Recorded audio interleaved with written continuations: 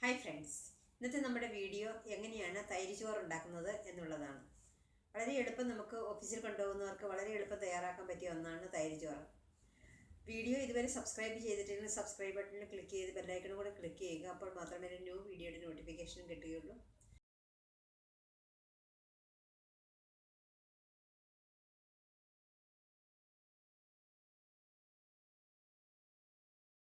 തൈര് ചോറ് തയ്യാറാക്കാനായിട്ടുള്ള റെസിപ്പിയാണിത്.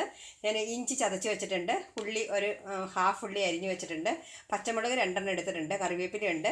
പിന്നെ ഇതിന് നമുക്ക് ആവശ്യമായിട്ടുള്ളത് കടുക് ഒരു അര സ്പൂണ്, ചെറിയ സ്പൂണിന് അര സ്പൂണ് കടുക്, പിന്നെ ഞാൻ ഉലുവയും ജീരകവും കൂടെ കൂടി പൊടിച്ചത് ഒരു സ്പൂണ്. ഇത് നമുക്ക് ആവശ്യമായിട്ടുള്ള ചെറുപരിപ്പാണ്. പിന്നെ ഇതിന് തയ്യാറാക്കാനായിട്ട് ഉഴുന്നെടുത്തിട്ടുണ്ട്. ഉഴുന്ന് ഒരു 2 സ്പൂണോ 3 സ്പൂണോ, അത് നമ്മുടെ ഇഷ്ടത്തിനനുസരിച്ച്, കൂടിയാലും കുറഞ്ഞാലും കുഴപ്പമൊന്നുമില്ല. അപ്പോൾ ഇനി നമുക്ക് കടുക് വറുത്തിട്ട് ഇത് തയ്യാറാക്കാം. ചീനിച്ചട്ടി അടപ്പത്ത് വെച്ചിട്ടുണ്ട്. ചീനിച്ചട്ടിയിൽ ഞാൻ എണ്ണയും ഒഴിച്ചിട്ടുണ്ട്. ഇനി നമുക്ക് ചൂടായി കഴിയുമ്പോൾ ഇതെല്ലാം ഇട്ട് വറുത്ത് തയ്യാറാക്കി എടുത്തിട്ട് തൈരിട്ട് ചോറ് റെഡിയാക്കണം. വളരെ ഈസിയാണ്. ഏത് കുട്ടികൾക്കും വളരെ പെട്ടെന്ന് തയ്യാറാക്കാൻ പറ്റിയ ഒരു റെസിപ്പിയാണ്. അപ്പോൾ നമുക്ക് ഇതിൻ്റെ ചേരുവകളെല്ലാം വറുത്തെടുത്ത് ഒന്നിച്ച് തയ്യാറാക്കാം. പരിപ്പും ചെറുപരിപ്പും നമ്മുടെ കടുക് ഇട്ട് കൊടുത്തിട്ടുണ്ട്. ഇനി അത് ചെറിയ രീതിയിലൊന്ന് ബ്രൗണിഷ് കളർ ആവുന്നോടം വരെ ഒന്ന് ഇളക്കി കൊടുക്കണം. വറ്റൽമുളക് കൂടുതലോ കുറവോ അത് ഇട്ടുന്നവർക്ക് കുഴപ്പമൊന്നുമില്ല. എരിവിനനുസരിച്ച് വറ്റൽമുളക് ഇടുക. ഞാനിപ്പോൾ ഇട്ടിരിക്കുന്നത് 2 ചെറിയ വറ്റൽമുളകാണ്.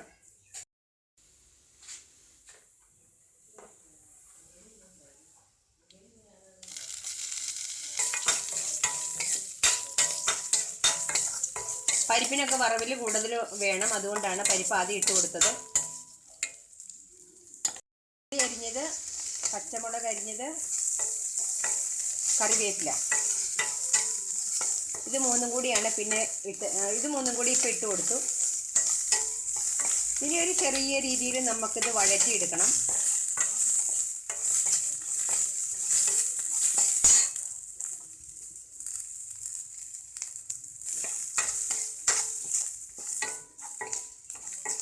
ഉള്ളി ഒന്ന് മയപ്പെട്ട് കിട്ടണം. ഒരുപാട് ഡീപ് ഫ്രൈ ഒന്നും ആവണ്ട.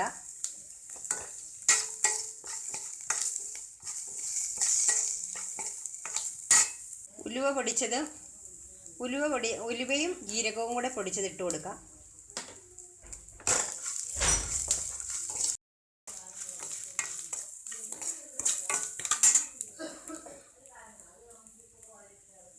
ഉപ്പ് ആവശ്യത്തിന് ഇട്ട് കൊടുക്കാം. തൈര് ചോറ് റെഡിയാക്കി കഴിഞ്ഞിട്ട് ടേസ്റ്റ് ചെയ്തിട്ട് ഉപ്പ് ആവശ്യമുണ്ടെങ്കിൽ അപ്പോൾ ഉപ്പ് നമുക്ക് ആഡ് ചെയ്യണം.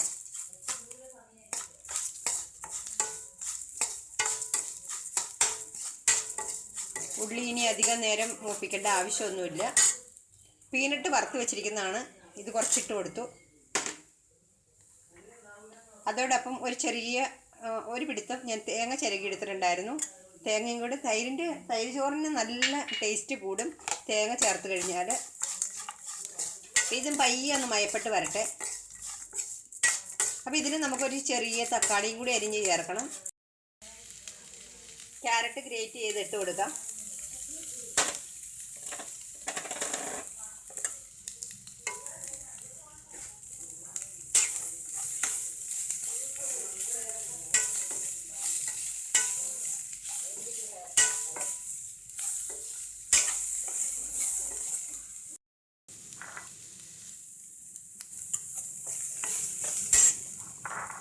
ഇനി നമുക്ക് തക്കാളിക്ക് അരിഞ്ഞത് കുറച്ചൊന്ന് മയപ്പെട്ട് കിട്ടണം.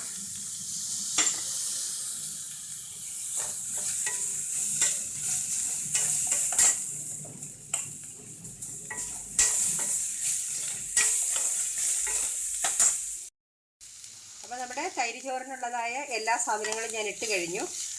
അവസാനം ഇട്ടത് തക്കാളിക്കയാണ്. ഇനി നമുക്ക് ഇതിനെ ഒന്ന് ഡെക്കറേറ്റ് ചെയ്യാനായിട്ട് അല്പം മല്ലിയില വേണം. അത് ലാസ്റ്റിൽ ചേർത്താൽ മതി.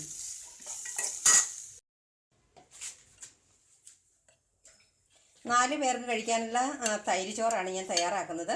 അപ്പോൾ ഇത്രയും ചോറ് ധാരാളം മതിയാവും. നമ്മളെടുത്ത മസാലകളെല്ലാം കൂടി ചേർക്കുമ്പോഴത്തേനും ഇത് ധാരാളമാകും. അപ്പോൾ മസാല നമുക്കിതിലേക്ക് കൂട്ടി കൊടുക്കാം. ആ തൈര് ഞാൻ കുറച്ച് തൈര് എടുത്തിട്ടുണ്ട്. ആദ്യം ഇത്രയും ചേർത്തിട്ട് പിന്നെ ആവശ്യമുണ്ടെങ്കിൽ ചേർത്താൽ മതി. തൈര് ഇച്ചിരി കൂടിയാലും കുറഞ്ഞാലും ഒന്നും കുഴപ്പമില്ല. നമുക്ക് തൈര് ഇതിലേക്ക് ചേർത്ത് കൊടുക്കാം. ഇനി വറവല് നമുക്ക് ഇട്ട് കൊടുക്കാം. ഇതിലേക്ക് ബോയിൽ റൈസ് കൊണ്ടുള്ളതാണ് നമ്മളിപ്പോൾ ഉണ്ടാക്കിയിരിക്കുന്ന തൈര് ചോറ്.